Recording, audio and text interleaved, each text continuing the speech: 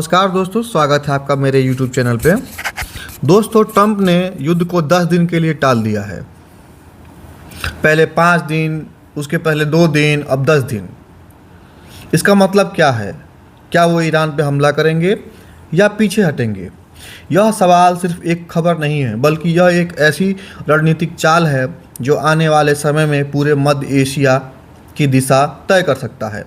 पहली नज़र में यह 10 दिन का विराम शांति की तरफ बढ़ता कदम लगता है, लेकिन अगर इसे गहराई से समझा जाए तो यह एक सोची समझी देरी है जिसमें कूटनीतिक, सैन्य तैयारी, खुफिया जानकारी का निर्माण और मनोवैज्ञानिक दबाव सब एक साथ काम कर रहे हैं। सबसे पहले ये समझिए, अमेरिका जैसे देश युद्ध को रोकते नहीं हैं, वे उसे नियंत्रित करते हैं। यह 10 दिन का अंतराल वास्तव में रुकना नहीं है, बल्कि एक नियंत्रित दबाव की अवधि है। इसका उद्देश्य दुश्मन को आखिरी मौका देना और साथ ही खुद की पूरी तैयारी को करना है। पहला कारण, कूटनीतिक बढ़त। अमेरिका सीधे हमला करके खुद को आक्रामक नहीं दिखाना चाहता, वह पहले यह दिखाना चाहता है कि उसने बातचीत का रास्ता दिया है। इससे दुनिया की नज़र में उसकी छवि मजबूत होगी और अगर 10 दिन बाद हमला होता है तो अमेरिका के पास यह कहने का आधार होगा कि उसने मौका दिया है लेकिन सामने वाला माना नहीं। यह सिर्फ कूटनीति नहीं है, बल्कि धारणा की लड़ाई है। आज के समय में युद्ध केवल मैदान पे नहीं, बल्कि लोगों की सोच और मीडिया में जीता जाता है। दूसरा कारण, मनोवैज्ञानिक दबाव। जब किसी देश को पता होता है कि हमला हो सकता है लेकिन कब होगा यह साफ नहीं होता, तो वह लगातार सतर्क रहता है। इसका असर यह होता है कि सैनिकों पर थकान, संसाधनों का अधिक उपयोग और निर्णय लेने में गलतियाँ, यानी बिना हमला किए ही दुश्मन कमज़ोर होने लगता है। तीसरा कारण, सैन्य तैयारी का समय। कोई भी बड़ा हमला एकाएक नहीं होता, खासकर जब लक्ष्य एक ऐसा देश हो जहां ज़मीन के नीचे छिपी सुविधाएं, चलती हुई मिसाइल प्रणालियां और कई स्तरों की हवाई सुरक्षा मौजूद हो।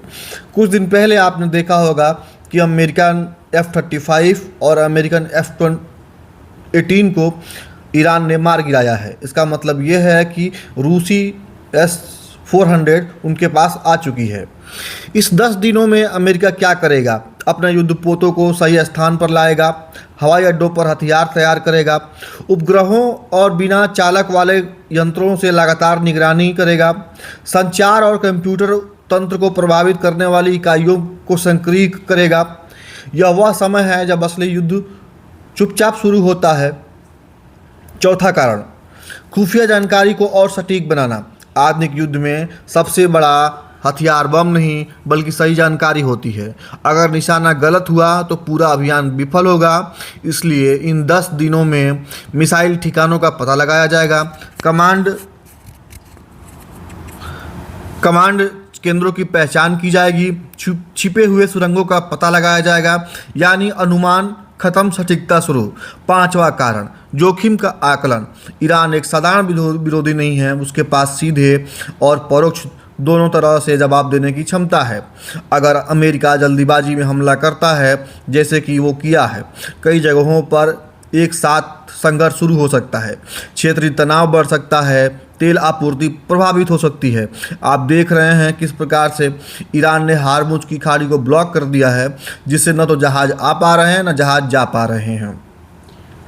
इसलिए यह 10 दिन हर संभावित स्थिति को समझने का समय है। छठा कारण, इजराइल का पहलू। इस पूरे मामले में एक महत्वपूर्ण पक्ष इजराइल भी है। उसका लक्ष्य स्पष्ट है, खतरे को ख़त्म करना। वह समय के हिसाब से नहीं, बल्कि खतरे के हिसाब से काम करता है। इसलिए यह 10 दिनों में दोनों देशों के बीच तालमेल बैठाने का समय भी है और कितना कदम उठाना है।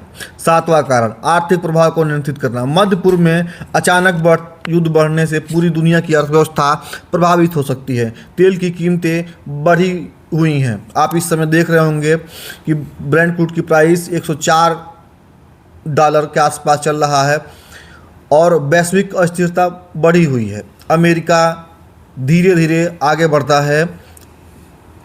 इसीलिए अब आते हैं सबसे महत्वपूर्ण हिस्से पर। अगर 10 दिन बाद हमला होता है तो अमेरिका कहां और कैसे हमला करेगा? अमेरिका पूरे देश पे हमला नहीं करेगा, वह उन जगहों पे कोई निशाना बनाएगा जो उसकी सैन्य ताकत को चलाती हैं। सबसे पहला निशाना होगा कमांड और नियंत्रण केंद्र। ये सेना के दिमाग होते हैं, अगर आदेश देने की व्यवस्था टूट गई तो पूरी सेना बेअसर हो जाती है। अमेरिका सटीक हमलों और संचार की व्यवस्था को बाधित करके इसे ख़त्म करेगा। दूसरा निशाना रडार और निगरानी तंत्र। कोई भी देश बिना रडार के अंधा होता है। अमेरिका ऐसे हथियारों का उपयोग करेगा जो रडार संकेत को पहचान कर उसे नष्ट करते हों, साथ ही संचार को बाधित करेगा। परिणाम दुश्मन को पता नहीं चलेगा कि हमला कहाँ से हो रहा है। तीसरा निशाना हवाई सुरक्षा प्रणाली। ये रक्षा की ढाल होती है, अगर ये सुरक्षा रही तो हमला करना मुश्किल होगा। इसलिए इन्हें धीरे धीरे ख़त्म किया जाएगा, जो कि पहले भी किया जा चुका है, लेकिन रशियन S-400 के आने से उनकी सुरक्षा बढ़ी है। जैसे ही ये ढाल टूटेगी आकाश खुल जाएगा। चौथा विनाश परमाणु ढांचा। यह भविष्य की शक्ति है। जमीन के नीचे बनी सुविधाओं को नष्ट करने के लिए विशेष बम और गुप्त उड़ान वाले विमानों का इस्तेमाल किया जाएगा। लक्ष्य भविष्य का खतरा खत्म करना। पांचवा निशाना मिसाइल प्रणाली। यह तत्काल खतरा है।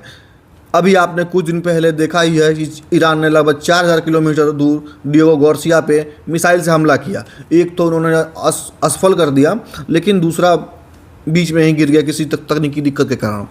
इसलिए अमेरिका निगरानी, लेकिन समस्या यह है कि ये ज़मीन के नीचे और चलती स्थिति में छिपी होती हैं। इसलिए अमेरिका निगरानी, विश्लेषण और सही समय पर हमला करके इन्हें ख़त्म करेगा। छठा निशाना है ईंधन और आपूर्ति तंत्र। युद्ध चलाने के लिए ईंधन जरूरी है। अगर ईंधन खात्मा तो युद्ध भी खत्म।